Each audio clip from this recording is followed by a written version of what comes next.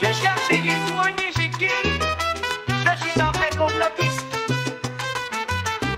J'ai cherché, j'ai soigné, j'ai guéri. Je suis un vrai complotiste. J'ai cherché, j'ai soigné, j'ai guéri. Serais-je donc un utopiste?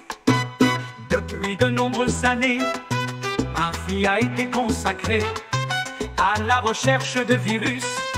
J'ai dû combattre les minus qui ne pensaient qu'à leur carrière. Des virus n'avaient rien à faire, mais qui ne supportaient pas que j'obtienne des résultats. C'est ainsi dans notre pays, celui qui désobéit doit être à jamais détruit. J'ai cherché, j'ai soigné, j'ai guéri. Je suis un vrai complotiste. J'ai cherché, j'ai soigné, j'ai guéri. Serais-je donc un utopiste? Malgré mes nombreux écrits, mes découvertes prestigieuses, je n'ai reçu que du mépris de cette caste acrimonieuse qui avide et dangereuse détruit ce qui n'est pas d'elle en mettant beaucoup de sel. C'est de la part de l'étranger que mes travaux furent louangés. De cela je suis peu sensible, et ce serait assez risible si ces attaques personnelles n'étaient pas aussi criminelles. J'ai cherché, j'ai soigné, j'ai guéri. Je suis un vrai complotiste. J'ai cherché, j'ai soigné, j'ai guéri. Serais-je donc un utopiste?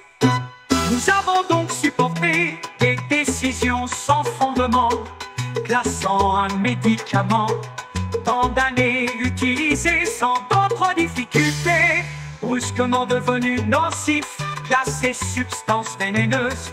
Un tel produit inoffensif, quelle belle idée lumineuse, justifiée sans hésitation par une étude frauduleuse qui fut très vite retirée, venant juste d'être éditée.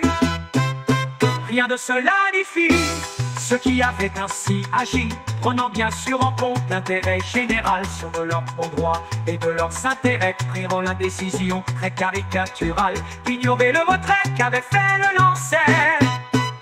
J'ai cherché, j'ai soigné, j'ai guéri. Je suis un vrai complotiste. J'ai cherché, j'ai soigné, j'ai guéri.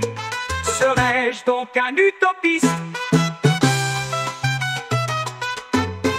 Ayant quitté enfin ses responsabilités, pensant avoir peut-être quelque tranquillité, il s'est vu poursuivi par leur haine, leur rancœur de médiocres et de petits marquis. Il était à leurs yeux de chercheurs en déveine, ne trouvant jamais rien de par leur parti pris.